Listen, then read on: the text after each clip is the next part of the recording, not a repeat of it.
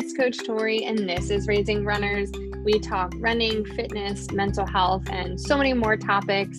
As the founder of a youth running program, I approach all of our conversations with our youth athletes in mind and kind of have a focus around those things. But as you will see, we are finding that all of these topics relate to runners and people who like to move and do fitness or anything like that. Relates to everybody. Check it out.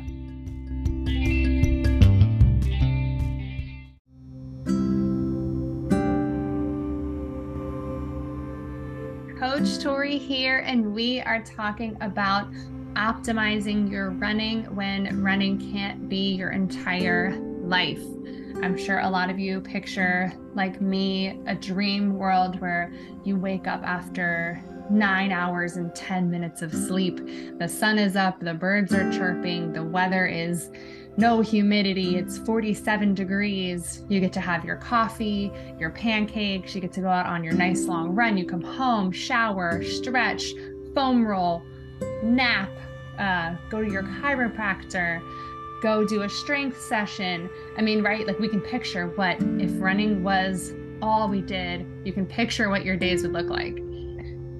You also can probably imagine how unstoppable you can be as a runner, because I know I also have those visions of like, if I eat, breathed, slept, running, and that was all it was, like I could be amazing.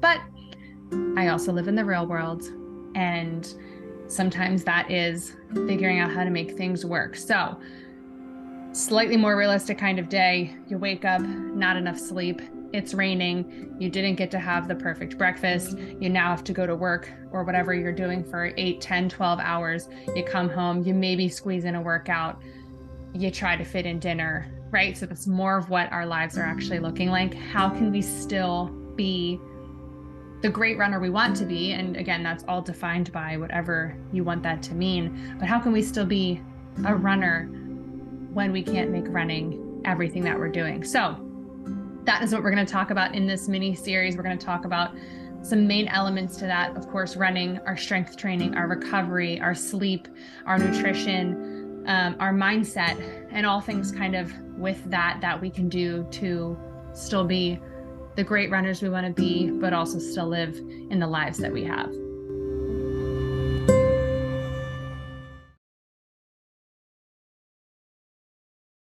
Hey, it's Coach Tori, and I'm here alone for a super short episode today. Things have just been super busy lately. So no excuses on that. Just haven't had the time to record an episode that's longer. Also still have some guests that are scheduled a little bit out. So kind of just in the interim, giving a short little episode.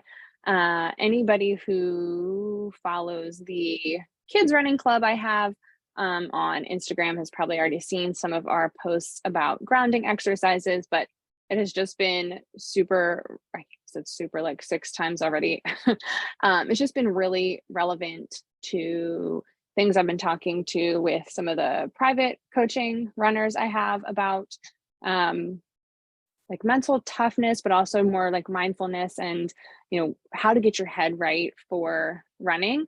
And then also talking about grounding, just because I think it just seems like everyone in the world lately, or maybe I'm just noticing it lately, needs a little bit of like a deep breath moment, being where they are, that whole thing. So just to explain what I'm talking about when I talk about grounding, today, I'm not talking about, taking my shoes off, getting my feet in the sand, the dirt, the grass, getting a little more connected with where I'm at.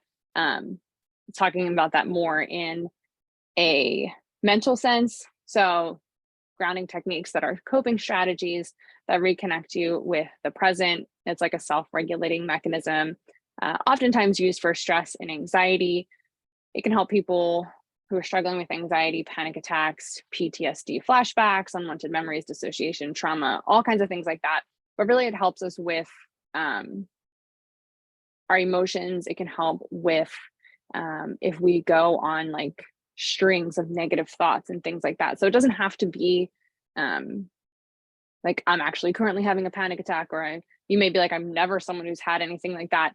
Um, but a lot of us have had moments where you're running and you may just be like stuck in a cycle of doubt, continuing to, oh, this is too hard. Oh, I don't feel like doing this. I can't run those paces, all those things. And this sparked from one of my runners talking about how, running never feels easy. We were talking about going on an easy run, an easy pace. And because they have this string of all these negative thoughts while they're running, they can't ever find an easy pace.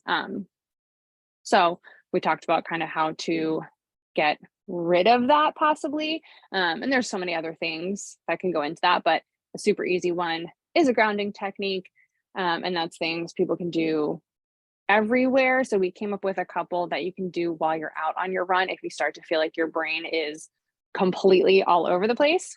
Now, I will say with doing grounding exercises, especially for us endurance runners, we do want our mind to check out often. If you're going on a long run, you really don't actually want to be present the whole time, feeling every feeling your body has, being aware of your breath, being aware of your footfalls. You really like that is something they've studied too, is like where your mental load is at can actually be fatiguing, especially when you're out on an endurance run. So that said, don't spend your hour long, 2 hour long run being present, being present, being present, like having those headphones in, listening to something, letting your mind wander, daydream, all that stuff. That's good for your brain and it's good for your endurance. But this is if you're stuck thinking negatively about something. So a couple that we came up with that are super easy to do on a run.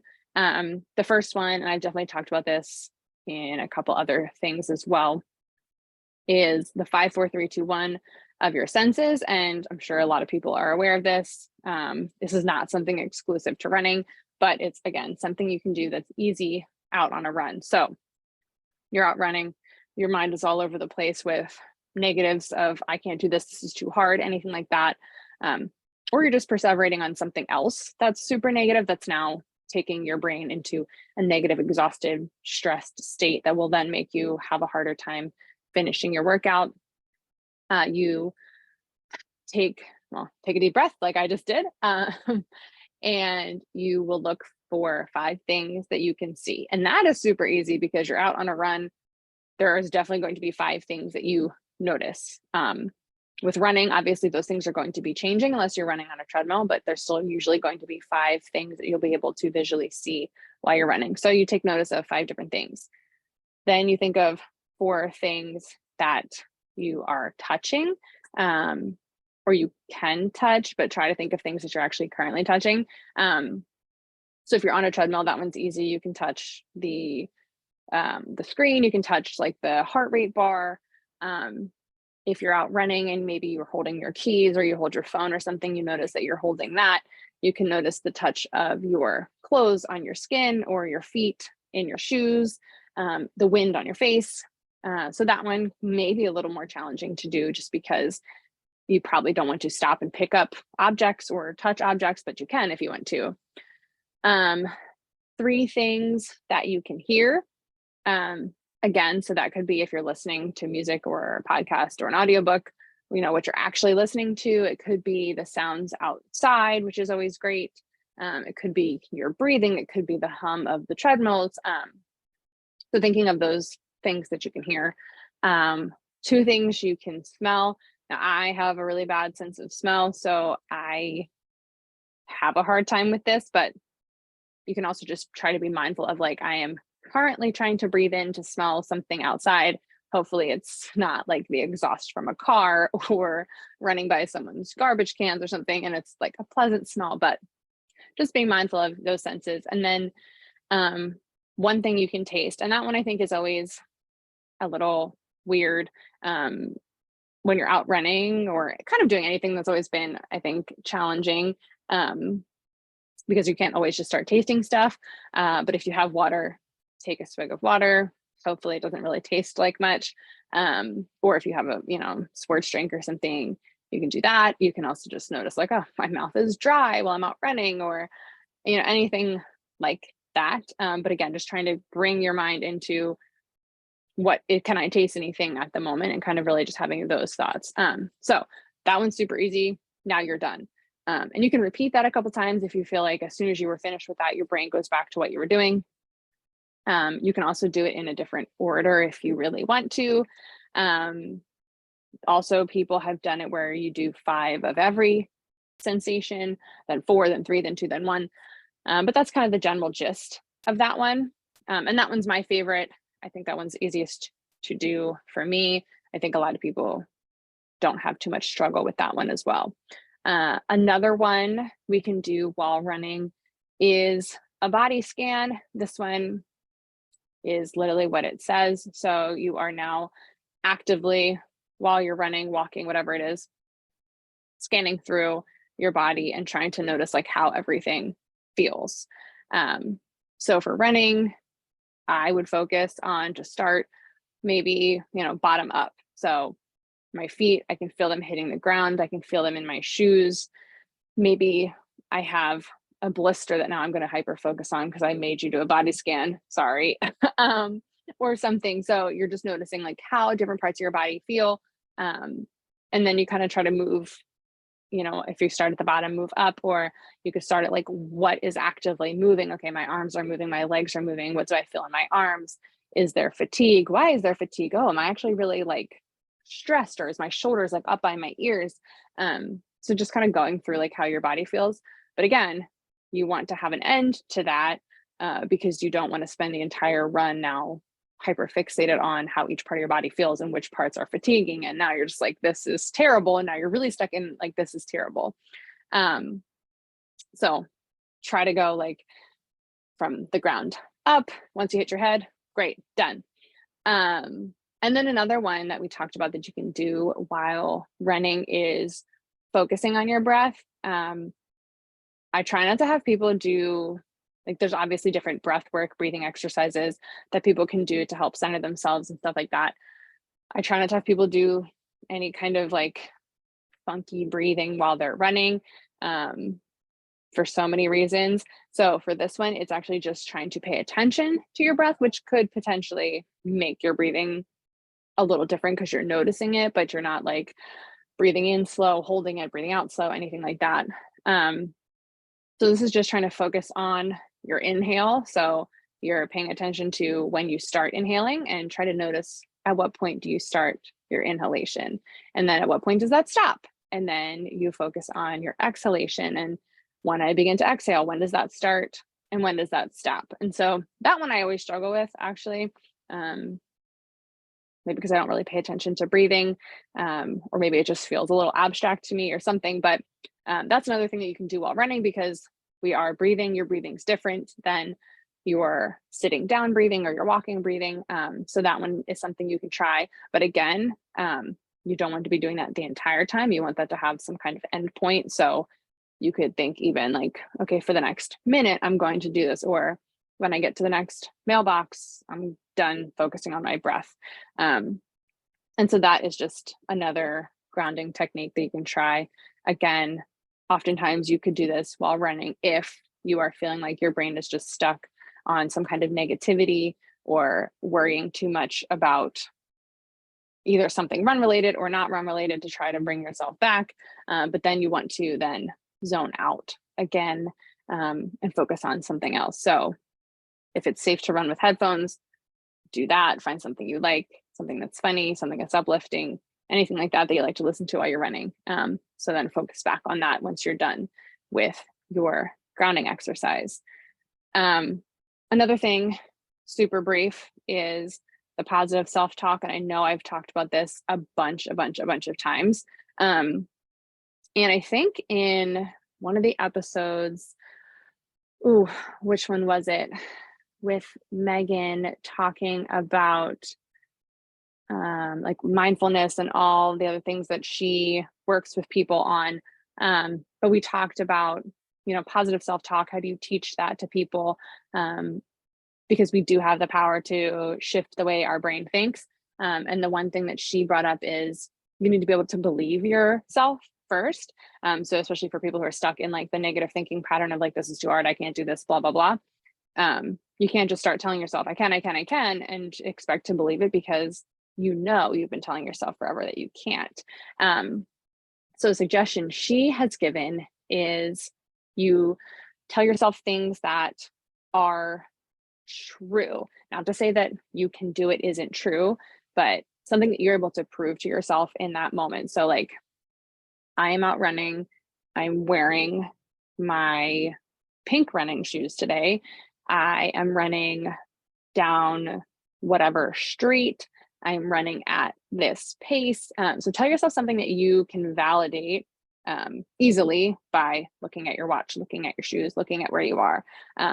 So you're not lying to yourself, right? And I know this might sound a little crazy for people who are not really into this stuff, but positive self-talk goes a long way with so much, but definitely in running too.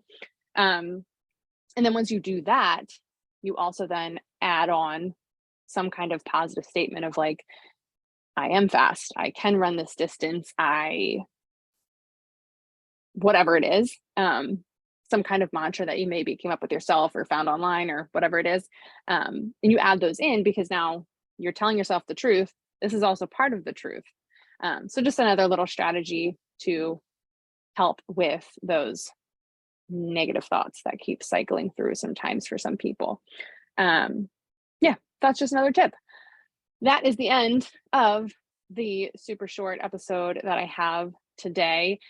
Next week, we have another family of authors talking about another really cool book. And then after that, I believe we will have some more guests for our Optimizing Running for Busy People mini series, which I apologize that has been so split up, but being a busy person and everyone else is busy too, it's been a little challenging getting everybody, scheduled at the right time and all that stuff. So we will be continuing to resume that. But in the meantime, I will have some other stuff for you. Not all of them will be super short episodes like this, I promise, but just so that something is here, this is what we got.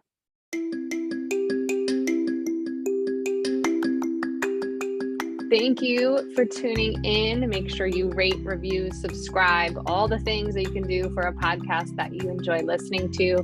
Make sure you check out social media, our website, any of those things. If you have questions, comments, interview requests, feel free to email me at marikeyrunclub@gmail.com.